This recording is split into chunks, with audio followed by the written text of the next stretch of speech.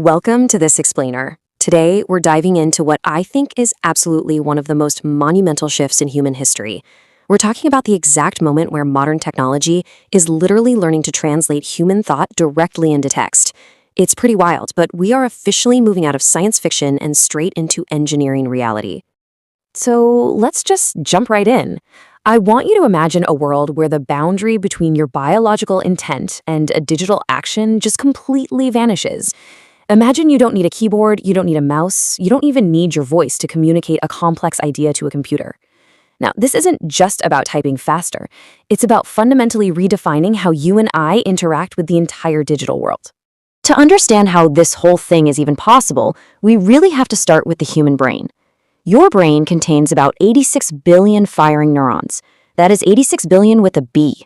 Whenever you think or plan a movement or even just intend to speak, massive groups of these cells fire in these beautifully coordinated patterns. And when they do, they generate measurable electrical signals. It's those exact fleeting little signals that we are desperately trying to capture and decode. Here's what we're covering today. 1. Decoding the human mind. 2. How BCIs actually work. 3. The invasive surgery problem. 4. Meta's breakthrough brain to QWERTY version 2, and 5, the future and ethics of it all. Section 1, Decoding the human mind, the translation problem. Let's get the biggest misconception out of the way right now. This technology is not some sci-fi mind reader tapping into your secret inner monologue. It really isn't. It's actually a real-time translator. A brain-computer interface, or BCI for short, captures patterns of neural activity that map to specific intentions, and it turns those into outputs. Look at it this way. Your brain speaks in voltage gradients, but your computer speaks in binary. The BCI is basically acting as a super high-speed interpreter between those two languages, completely bypassing the need for your muscles. Section 2. How BCIs actually work, the AI-powered pipeline. So how do we build an actual working system out of this? Let's trace the mechanics of this journey from a raw thought to a digital action on a screen. The pipeline always starts with your initial cognitive intent. Let's say your desire to type a specific word. Step 2, hardware sensors physically capture that resulting neural signal. Step 3 is where the magic happens. Adaptive AI steps in. Instead of old-school manual rules, modern deep learning decodes these incredibly complex features dynamically, pulling the pure signal out from a very, very noisy brain environment.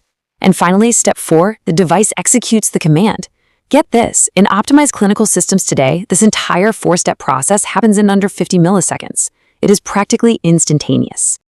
Section 3, the invasive surgery problem, the current bottleneck. Okay, so here's the massive roadblock the industry has been facing. Capturing clear, high-quality brain signals traditionally required extreme medical measures. Why? Well, because the human skull is incredibly thick. It naturally blurs and weakens your brain's electrical signals way before they ever reach the surface. So you're left with a difficult trade-off. Invasive implants, like putting electrodes directly into the brain tissue, give you incredible signal quality and high bandwidth, but they carry massive surgical risks. We're talking a literal craniotomy. Plus, they face long-term degradation from scar tissue, and they cost hundreds of thousands of dollars. On the flip side, non-invasive methods like EEG headsets just sit comfortably on your scalp. Zero surgery, way cheaper. But historically, their signal quality was just too low to decode complex things like natural speech. Section 4, Breakthrough, Brain to QWERTY V2, Bridging the Gap. And this brings us to a monumental shift away from that scary surgical bottleneck, all thanks to some brand new research from Meta. Their new model, Brain to QWERTY version 2, is really pushing the boundaries of what's possible without ever opening up the skull. What's really fascinating about this research is the actual setup. No surgical implants here. Instead, healthy participants just wore a non-invasive magnetoencephalography, or MEG, headset. They literally just sat there for 10 hours, listening to sentences and then typing them out, all while the machine passively recorded their brain's continuous magnetic fields. By gathering this massive data set of 22,000 unique sentences, this totally non-invasive system hit an average word error rate of just 39%. Now, I know 39% might sound a bit high at first glance, but in the world of non-invasive brain-to-text, it's a staggering leap. It proves that just scaling up the sheer volume and diversity of your AI training data can actually start to bridge that performance gap we used to think was only solvable with brain surgery. It achieves this wild accuracy using a really clever 3-level AI architecture. First, an encoder figures out the basic characters just from your continuous brainwaves. Next, an aligner chunks those signals up, basically predicting where the spacebar hits would be, and matches them to actual words. Finally, a large language model acts almost like the ultimate predictive text, taking the raw neural data to predict and build a totally coherent sentence, word by word. It's like the AI is acting as a literal co-author to your neural intent. But what makes this truly practical is the leap from synchronous to asynchronous decoding. See, older methods required the system to know the exact millisecond a subject pressed a key in order to classify it. But come on, that's not how real life works, right? Brain to Acuity V2 decodes asynchronously.